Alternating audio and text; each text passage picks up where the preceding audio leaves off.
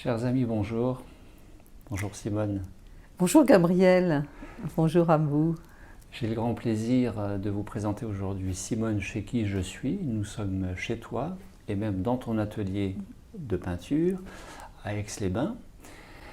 Simone qui est encore une fois, comme Ondine la Théima, comme Ghislain la pleine conscience, comme Jean-François la pleine conscience, souvenez-vous, c'est encore une personne un petit peu atypique. Fantastique, l'univers de Simone que j'avais grandement envie de vous présenter, qui à sa manière, à ta manière Simone, eh bien c'est vrai, il me semble que tu es parmi ces éveilleurs de conscience qui relient l'humain à leur partie leur plus noble, qui est l'âme. C'est un peu ça ou c'est beaucoup ça? Oui, oui, comme on échangeait tout à l'heure, c'est illuminer le diamant que chacun a dans son cœur, dans son plexus. Chaque facette devient un miroir de nos qualités qui se reflètent dans le miroir de l'autre et permet effectivement doucement d'éveiller l'âme et de voir ses qualités et de montrer à la personne combien elle est unique, combien elle est belle, combien elle est habitée et Dieu en Dieuité en elle, quoi. Quand tu parles de diamant dans le cœur, en fait c'est le cœur lui-même, c'est ça? Ou c'est encore autre chose, le diamant dans le cœur? Oui, disons que le cœur est tellement vaste en signification depuis la nuit des temps, dans tous les langages, et concerne tellement d'harmonie, comme une harpe. Je dirais que le cœur est un diamant, mais que dans un cœur, il y a un diamant aussi. D'accord, c'est subtil. Donc à Aix-les-Bains, j'ai dû adapter ma nouvelle vision du monde et je suis rentrée donc dans le déco en premier, après le contemporain, puis après je suis passée à l'abstrait et maintenant je suis passée au spirituel, en lien entièrement avec mes guides qui commandent ma main, je dirais, avec le souffle dans la création de ce que je fais aujourd'hui. Comme ce tableau, peut-être vous le voyez, si vous ne le voyez pas, c'est une écriture automatique qui est sur un tableau sphérique avec à l'intérieur des feuilles d'or qui représentent un homme qui redessine la terre. Vous avez celui-ci qui est le signe de l'amour, c'est une calligraphie spontanée aussi. Je ne commande pas, je n'ai pas de modèle, je laisse aller ma main et c'est un cadeau. J'allais te demander comment est-ce que tu peins, est-ce que c'est rationnel, tu réfléchis à ce que tu fais, de telle et telle manière c'est mieux comme ça, ou est-ce que tu laisses aller, tu reçois une certaine information, une canalisation, c'est inspiré, comme l'écrivain sur sa page blanche, toi devant ta toile blanche, comment ça fonctionne? Alors déjà, la parenthèse, c'est qu'il faut énormément de techniques acquises en soi, comme un dictionnaire, et quand la page blanche est là, et que les outils sont prêts, que la peinture elle est aussi dévoilée sur des palettes, il est nécessaire que tout ce côté matériel soit prêt pour que l'esprit soit libre d'agir. Parce que si je dois me poser une question, j'ai besoin de rouge, il n'est pas là, il faut que j'aille dans mon placard, l'instant éphémère, cet instant magique du souffle, de l'inspire-expire, que je maîtrise maintenant pour accentuer ce vide de l'apnée, s'évapore. Et je n'ai plus cette canalisation. Donc nécessairement, il me faut déjà une base de technique dans la tête. Ouais. Quand tu parlais de portraits, de paysages, bien sûr, ça demande beaucoup de connaissances que j'ai acquises sur le tas sans faire de formation. Quand je parle à mes élèves de thèmes, d'ambiance, de sujets, d'ombre et de lumière, de perspectives, et d'émotions, c'est vrai que ça demande une valise de connaissances, mais après, quand je suis devant la page où je me laisse aller, je dis non, non, ce n'est pas moi, on me commande. On me commande au point que des fois on me prend la main et je rince l'outil parce que mon vouloir, qui était mon ego, voulait telle forme et tel sujet et telle couleur pour faire beau, pour montrer, vous voyez, je ribe de moi-même dans l'instant. Je rince et j'attends avec humilité. Et hop, et j'attends pas longtemps parce que ça va très vite. Et puis donc la conscience revient Et la forme se pose, les couleurs se posent en émotion. Parce que je rajoute juste, c'était pour les couleurs. Les couleurs sont une vibration, c'est la lumière. La lumière ne vient vers nous que par des vibrations. Mais dans la vibration, il y a des couleurs qui se décomposent. J'ai la chance de les voir et de décomposer les couleurs d'un pull, par exemple, de savoir comment il a été composé. C'est quoi un portrait d'âme? Un jour, une amie m'a mis devant le fait accompli, fais mon portrait d'âme. Je dis, mais je ne sais pas de quoi tu parles. Françoise.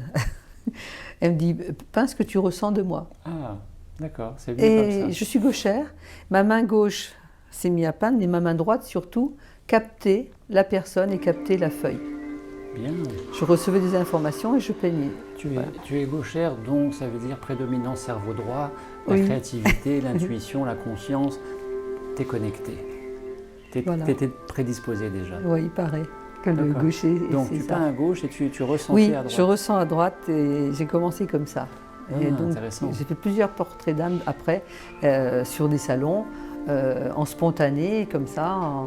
Je ne demandais pas, comme aujourd'hui, la date de naissance, l'heure de naissance. C'était la personne en face de moi. Elle tirait ici une carte de vie, les messages de vie que j'ai toujours avec moi.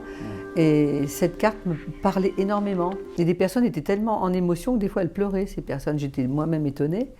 Et donc, et là, je pratiquais cette respiration, même devant les gens. Donc j'ai toujours besoin de faire un grand inspire, d'expirer effectivement, d'attendre que ce vide se remplisse. Et en recommençant, je fais un apnée et je lance mon geste. En commande avec la main droite, de l'intuition qui arrivait. Mais je ne raisonne pas, c'est hors ego. Si mon ego veut prendre le dessus, eh ben c'est simple, mes guides me font rincer le pinceau. Et j'attends. Je souris, la personne aussi se demande qu'est-ce qui se passe. Je dis, vous inquiétez pas, ça va revenir. Ça va revenir. Je rince, j'essuie et j'écoute. Je suis une élève attentive, obéissante à mes guides qui veulent passer à travers moi pour donner un message aux personnes.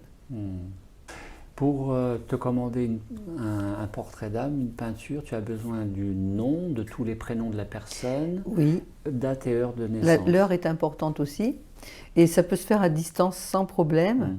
On peut ensuite me téléphoner. Photo, tout ça. Non. Des fois, je le demande. C'est bienvenu si on m'envoie par mail une photo. D'accord. Oui. C'est bienvenu parce que je rentre mail ou par sans la lunettes. Poste, je rentre dans l'âme de la personne. Ou par la poste avec le chèque. Oui, aussi, oui. Il faut le dire. Oui. Sans lunettes. Sans lunettes parce que ça me permet de voir l'âme de la personne. Et aujourd'hui, j'ai une autre dimension. On m'a demandé là-haut de passer au portrait de l'esprit. Et ça a été assez vite parce que maintenant on me demande même le grand esprit. Alors je me dis qu'est-ce que c'est que le grand esprit par rapport à l'esprit et à l'âme, quoi. C'est de ne plus du tout utiliser ni les cartes, ni la date de naissance. Même si la personne n'est pas là, c'est de me brancher. Effectivement, là j'ai besoin d'une photo ou la personne en face de moi. Et en fait, ce sont des taches qui tombent sur mon support. Et je balaye mes taches avec un pinceau brosse ou un spalter souple. Et en fonction des taches apparaissent des ombres qui deviennent des personnages, des ombres et des lumières. Ça peut être des formes angéliques, j'en ai pas là. Lui, c'était des feuilles d'or qui se sont Voilà, mais ça m'évoque le Oui, voilà, c'est personnage. vraiment de l'intuitif commandé. Et ensuite, il y a toujours quelque chose qui apparaît, soit du monde Atlante, donc la cité Atlante, avec les dauphins, soit des cascades d'eau, soit des portails pour passer en 5e dimension, soit c'est l'Égypte, donc on m'oriente sur l'œil d'Horus, la clé d'Ankh, soit c'est sur la guérison, donc c'est les chakras, c'est la Kundalini. Vous voyez, c'est un vaste domaine et un vaste domaine de symboles qui me sont descendus. Et des fois, c'est d'écriture automatique que je fais avec un cerne or en relief sur les portraits d'âme. Ils sont tous différents, mes portraits, parce que c'est des personnes qui sont différentes. Et les portraits de l'esprit, c'est tout nouveau, c'est ce que je mets maintenant en place avec la directive de l'univers. Simone, en quoi consistent les portraits d'âme? C'est quoi un portrait d'âme? Alors c'est de rencontrer les hautes sphères de la personne qui est en face de moi, son niveau de conscience très haut, Quand la personne est en face de moi, c'est merveilleux, mais je le fais aussi à distance, à travers sa date de naissance, son heure de naissance, qui me permettent à travers d'autres consciences de personnes qui ont l'éveil et qui ont écrit des livres, comme Katia Müller en Suisse, qui a écrit un livre sur les anges, et d'autres livres que j'ai sur la table, je n'ai pas tous les noms dans la tête, hein, comme Marie-Elia, si, pour les lettres hébraïques. Donc les dates de naissance et l'heure de naissance m'orientent sur les cartes dont les personnes ont reçu la signification et la mission de vie avant leur naissance. C'est inscrit déjà en eux, ainsi que leur animal totem de naissance, la lettre hébraïque de naissance, le sceau de vie créé par Donald Dohan au Québec, qui sont aussi inscrits. Je m'amuse jusqu'aux pleurs des fois, tellement que c'est lié, tellement que c'est évident. Et quand la personne est en face de moi, me dit, sans réfléchir, « Ah, mais c'est tout à fait moi, je reconnais. » Ben voilà. Et je dis, mais attendez, on reprend le fil à l'envers. Imaginez, vous êtes dans le ventre de votre mère et vous naissez. Et vous évoluez jusqu'à ce que vous me voyez aujourd'hui et vous me dites, c'est normal, oui, j'ai passé ça. Et là, c'est un miracle hein, que vous me disiez ça. C'est d'une justesse. Hein. C'est juste, c'est fantastique. Et je crois que toi aussi, Gabriel, à travers les commandes que tu m'as fait, les personnes ont ressenti la même chose. Oui, il n'y a pas d'effet contraire à dire ah tiens, oh, je suis déçu, c'est quoi de ça, je ne me retrouve pas là-dedans. Pas du tout, absolument pas. Et il y a une résonance qui fait que l'adéquation, elle est là, quoi. Alors, et ensuite, vous allez me poser la question, j'entends le public qui dit « Oui, mais c'est quoi un portrait d'âme? Qu'est-ce qu'il y a dessus ?» Alors, c'est vrai, c'est une peinture, on va vous en montrer une.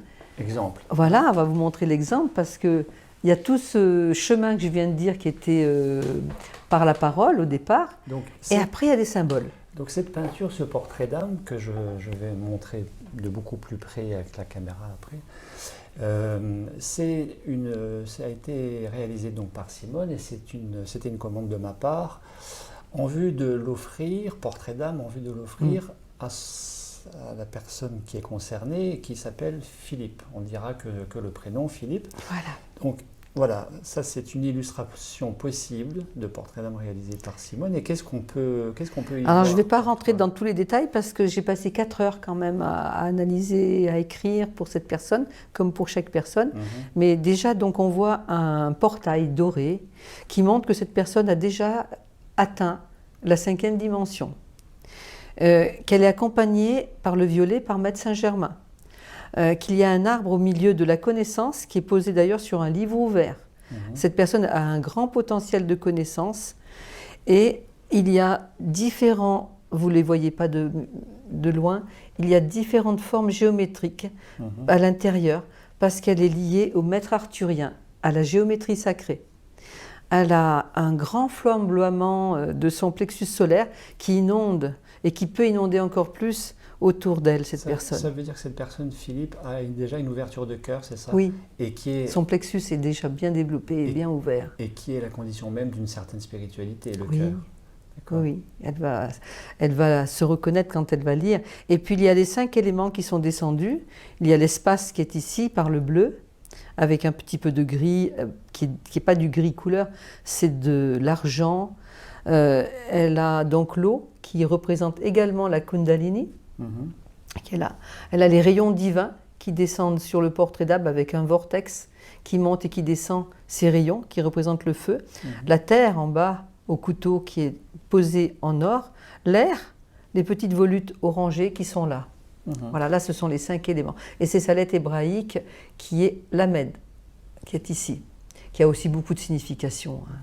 Avec donc la pyramide parce qu'elle a quand même un lien avec l'Égypte, mais encore avant, avec les Arthuriens dont je parlais, et encore avant, avec les Atlantes. Et ça, c'est tout un échange. Donc, merci. Tes coordonnées en fin de vidéo pour te contacter. Voilà. Tout pays et toute taille, vous verrez mon site internet. Et n'hésitez pas à me téléphoner, je suis disponible. On me donne rendez-vous et je peux être disponible. Merci à vous, merci Simone, merci à tous. Au plaisir de belles rencontres. Au revoir.